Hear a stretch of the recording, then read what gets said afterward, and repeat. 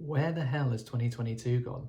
Hi everyone, I'm Ben, welcome back to my channel. It's that time of the year where readers across BookTube are reflecting on their favourite reads of the last 12 months, and there is no seat more comfortable than a bandwagon, so today I'm going to get involved. I'm going to tell you about my 5 favourite reads of the year, creme de la creme, chef's kiss books that I have loved. These are not necessarily books that were released in 2022, they're just ones that I read this year.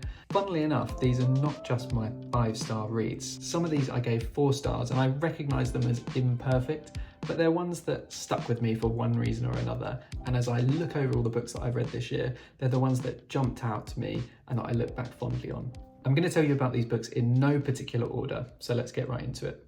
The first book that's made my top 5 is All the Light We Cannot See by Anthony Doerr. This, I think, was released back in 2015, and it's the winner of the Pulitzer Prize. This is a World War II novel set across 2 narratives. One strand follows Marie-Laure, a young blind French girl in Paris, and the other follows Werner, a young man in Nazi Germany who gets caught up in the Hitler Youth. It tells the story of their 2 lives in the build-up and over the course of World War II. And it is just absolutely spellbindingly beautifully written.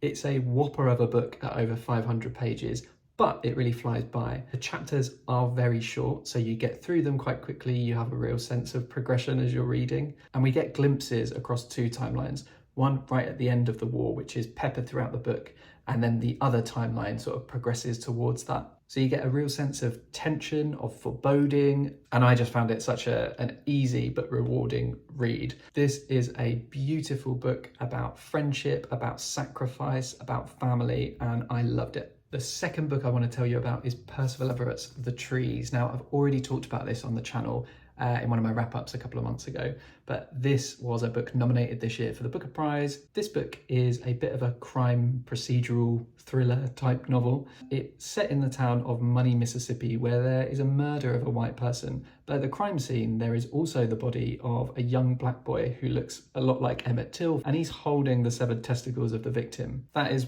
1, quite a funny image, 2, already a bit strange. But things get weirder when that body disappears from the mortuary and turns up at yet another crime scene. The book is a very wry, satirical look on race relations, especially in America's South, and I just found it really engaging and really funny. Percival Everett's satire won't be for everyone, but it was for me, and I'd really highly recommend giving it a go.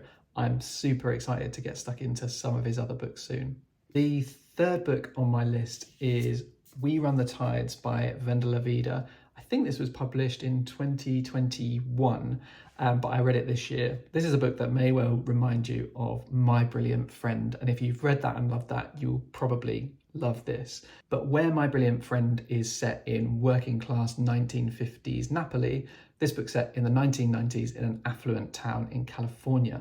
This follows our protagonist Eulaby and her intense friendship with another girl at school called Maria Fabiola, and it is always her full name, Maria Fabiola. The book gets into their intense, competitive, often dysfunctional friendship, and particularly into a disagreement that they have about an event that they saw. But then the book takes a turn when Maria Fabiola disappears. And I'm not spoiling anything, this is in the blurb. And there's a lot of turmoil, both internally for Eulaby and for the town as a whole. They wonder, are our children in danger? Is Maria Fabiola really missing, or has she run away? I found this to be a really enjoyable account of growing up in the 1990s. It made me laugh, it made me feel tense, it made me want to keep reading. And I don't see enough people talking about this book. It is brilliant. The 4th book on my list is The Perfect Golden Circle by Benjamin Myers. This was released this year, and it's set in 1980s England over the course of a sweltering summer, which I could relate to this year because it was boiling. It follows 2 unlikely friends, Redbone and Calvert, as they go on a mission to create more and more elaborate crop circles over the course of the summer. This is a really beautiful story of male friendship. It's about the things said and not said. It's about quest for meaning, it's about the pursuit of art, it's about myth making, and it's set beautifully in the English countryside. Benjamin Myers is a really underrated author who writes so incredibly well about the natural world and the people in it. I'd highly recommend checking this out, it's wonderful. The last book to make my top 5 is Trust by Hernan Diaz. And you'll see I've got the US edition because it is so much more beautiful than the UK edition. In fact, it is very cool without the dust jacket. It's got like this lovely monogram of Hernan Diaz's initials. This book came out this year and was on the Booker long list. It's a story about a wealthy couple in New York, but it's not told in the most straightforward way. The novel is made up of 4 books within the book. Each of these books follows a different narrative form from a different perspective. And the genius of this novel is that as you read each of those books, your understanding of what truth is really shifts and you start to reevaluate what you've previously read. It's not a book where you'll come away necessarily with all the answers, but as a reader, I loved that.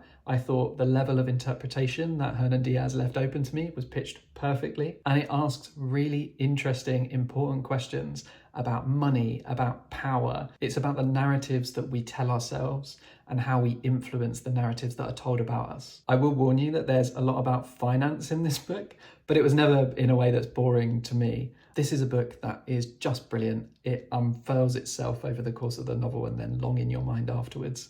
I'd really highly recommend it, and it would probably benefit from a reread at some point, which I'm tempted by.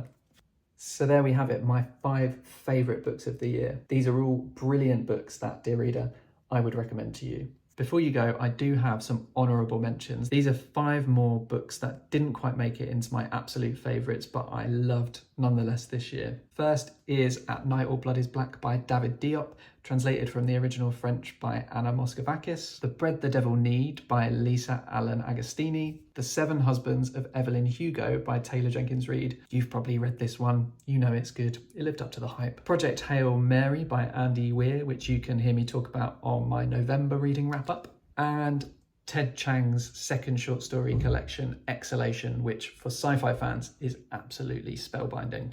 I also realised that there is an absence of non-fiction here, and I have focused on fiction because that's mostly what I read. I do read some non-fiction, but not enough to make a whole list just for that, and I do find it really hard to compare fiction and non-fiction. So to avoid making my life any harder, I decided just not to include any non-fiction. But I will show you briefly 2 of my favourite non-fiction reads from this year. First is Educated by Tara Westover, about her Mormon upbringing, and second is Empire of Pain by Patrick Radden Keefe, about multiple generations of the Sackler family, their company Purdue Pharma, and basically them being responsible for the opioid crisis in America. Both are brilliant, gripping reads that I would definitely recommend if you want to read a book that is true but seems too crazy to be. Thanks very much for watching. This is probably the first of a few videos I'll do reflecting on 2022 and looking forward to 2023. If you enjoyed this, give the video a like, and if you're not subscribed yet, now's a great time to do so. If you've read any of these books, I'd be interested to know what you thought of them and what your favourite books of the year were. Let me know in the comments. But until next time,